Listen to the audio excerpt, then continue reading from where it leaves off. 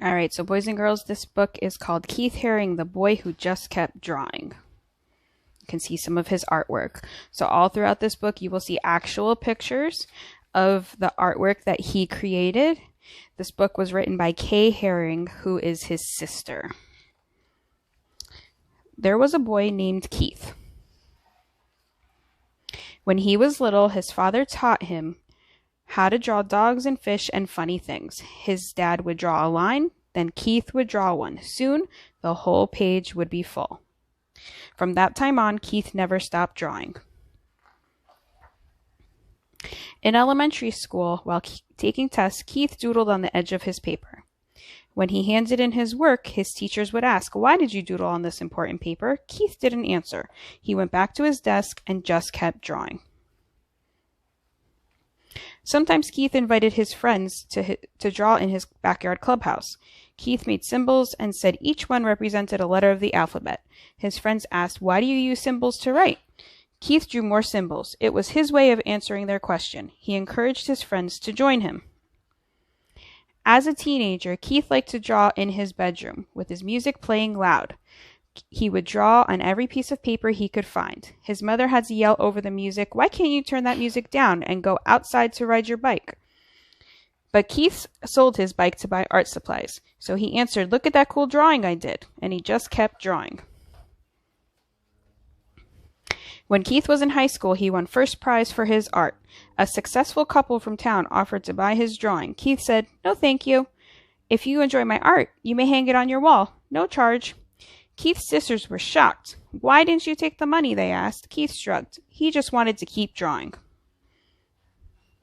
Keith graduated from high school and went to the big city of Pittsburgh to a school that would teach him about art. There were boys on the street trying something new, breakdancing. He liked the crazy shapes of their bodies as they turned and flipped on the ground. While the music played loud, Keith started drawing wiggly lines. His teachers asked him, "Why are you drawing pictures that look like scrambled bodies? This is not what we told you to draw." Keith knew how to draw. He just wanted to draw in different ways. And he kept drawing. Keith moved to the huge city of New York when he was 20, so he could draw with other artists. He started to draw all over the city, on walls, on sidewalks, and on paper that he hung on lampposts. His drawings were washed away by the rain or torn down by street cleaners. Other artists asked Keith, "Why do you draw in places where your pictures are erased?" Keith didn't hear them. He was searching for another wall so he could keep drawing. Keith got a job delivering packages and sometimes rode the subway. One day he saw a panel of black paper on the wall in a station. He rushed outside to buy chalk and came back and began to draw. The white chalk made bright, smooth lines on the black paper. Day after day, Keith filled the empty panels in the subway stations with art. Soon, people who rode the subway were looking for the white chalk drawings. No one knew the name of the artist, but his drawings were easy to recognize. People asked him, "Why are you drawing here? What do your pictures mean?" Keith said, "What do you see? You decide what they mean." Where Keith lived, there was trash on the street, and people didn't always say hello to each other. One day, he and his friends cleaned up 20 bags of garbage in front of a long wall. Then Keith painted square faces with smiles and body shapes dancing upside down. The neighbors liked the drawings and stopped to say thank you. A policeman came by and lectured Keith. "Why did you do this? I have to give you a ticket because you didn't get permission." Keith paid the fine and just kept drawing. Soon, people wanted to see more of Keith's drawings, and he was asked to display his work in an art gallery. Art was hung from floor to ceiling, and in between he painted on the walls. Keith invited everyone to come and enjoy his work. All of Keith's work sold. The gallery owner asked him, "What are you going to do with all this money?" Keith said, "I read in the newspaper that there are kids who don't have enough to eat. I didn't have this money yesterday, and I was happy. If I don't have it tomorrow, I'll still be happy. All children need to eat, and I'll send the money to them." The gallery owner gasped, "Why?" Keith just smiled and started to draw again. Now people were inviting Keith to draw in famous museums and exhibit in galleries all over the world. He was proud that he had become a successful artist, but wherever he went, Keith insisted he paint a mural so everyone could enjoy his work, not just the people who had money to buy it. During a visit to Paris, France, Keith painted on the outside of a children's hospital 6 stories high. Newspaper reporters came to take pictures and asked, "Why did you paint at the hospital? Do you think it will make the sick children feel better?" Keith didn't have time to answer. He had to finish the painting. When the Statue of Liberty was 100 years old, Keith drew an outline of the famous statue on a huge piece of vinyl fabric. Then he asked 900 kids to help him finish the drawing. Keith told them, "Draw anything, whatever you want. No one can say it's bad or good, it's yours." When the giant painting was displayed, people were amazed to see what Keith and the kids had made. But the art critics couldn't understand why a famous artist was drawing with kids. But you know Keith, he just kept drawing. Keith painted all over the world. He would draw on anything, anytime, anywhere. Wherever he went and whatever he did, he would not stop. He just kept drawing. Now everyone wanted to know, and together they shouted, "Why? Why do you draw all the time? Why do you give your artwork away? Why do you draw on buildings, on people, on clothing, on furniture, on subway walls, on cars, on skateboards, on walls that belong to no one, and on things to be thrown away? Why do you draw on everything?" Keith stopped drawing just for a moment and answered, "I draw all the time because there are many spaces to fill. I give my drawings away to help make the world a better place, and I draw everywhere because everyone needs art." Then Keith turned back to the street, took a piece of chalk from his pocket, and just kept drawing.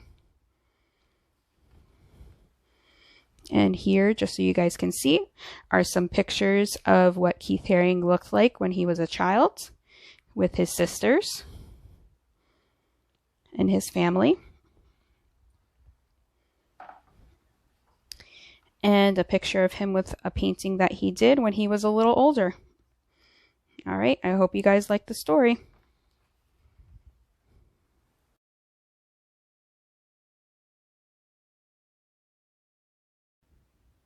All right, so boys and girls, this is what you missed making in art class this week.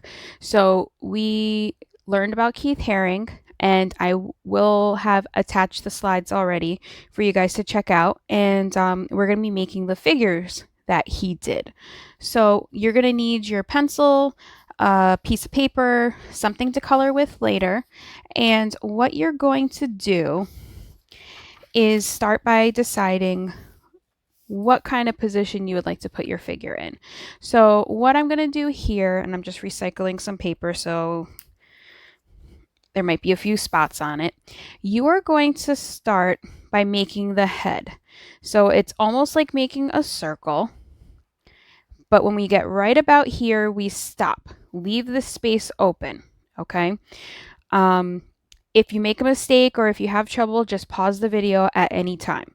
So once you have the head, you think about what parts of the body are going in what direction. So if you want both of the arms to go up, or if you want them going down, or one down, one up, that's up to you.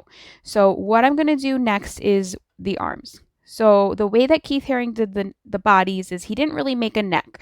It was like the head is here and then it goes right to the shoulders.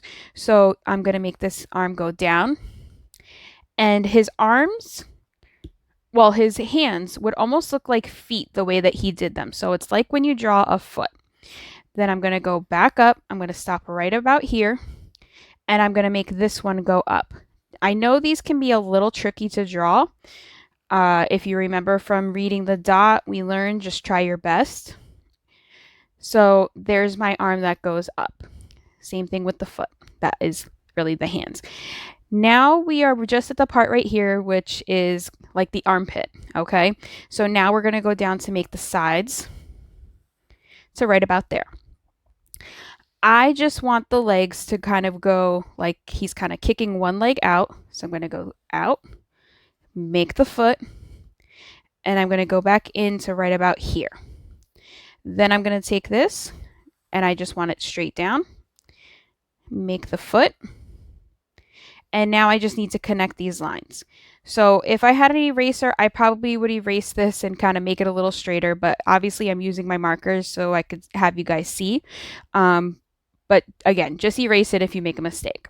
So when you are done that, your figure's finished. We're not adding any face, No details. We're just going to be picking one color to color it like I did here. Remember, we're trying to make it look like Keith Haring's style. Um, and he did not add any of those details. He just painted and he outlined them black. If you have a black marker you would like to trace yours, you can. If not, pick a different color, or if you have crayons, you could even use a black crayon to outline everything. So if you remember seeing his artwork in the book, you might have noticed that there were a lot of black lines that he would add around his figures. The reason he would do that was to show movement. He wanted to make it look like these figures were actually moving. They're flat on a paper, they can't actually move, but that's a trick that artists will use, is using lines to show that something's moving. So we kind of are changing the way that our lines look a little different, and we're just going to kind of make a design going around the figures to make it a little more interesting. So you can kind of think about some of the lines we've used before and you can make up your own. You can see I just started over here and I kind of did a little bit of a pattern. So I picked 2 different lines to start with, made them a few times in a pattern, then I switched. I made 2 new lines. Then I made 2 more until I went all the way around the paper. Once you're done with this, then you can go ahead and use markers or crayons to trace. All right, so I'll just kind of show you here just to get you started. You can just pick a spot anywhere you want to go. So I'm going to start here, make a line like this. Then maybe when I do my next one, you can also throw shapes in here. I'm making a line by making a dash and a heart, a dash and a heart. And then I would just kind of keep going again. Repeat it, kind of like you're making a pattern, right?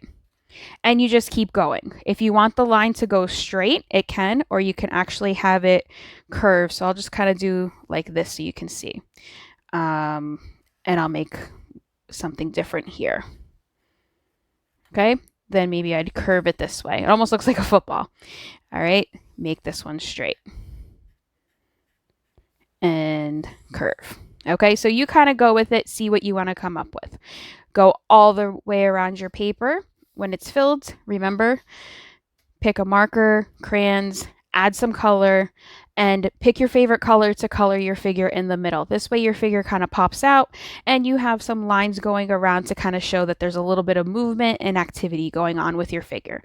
All right, so I hope you guys had fun making your figure. Just remember, when you're done, the assignment that I sent you, you can take a picture with the camera on your Chromebook and you can send it to me. So when you turn in your assignment, you could always turn it in that way. If not, if you have trouble, I have attached my email.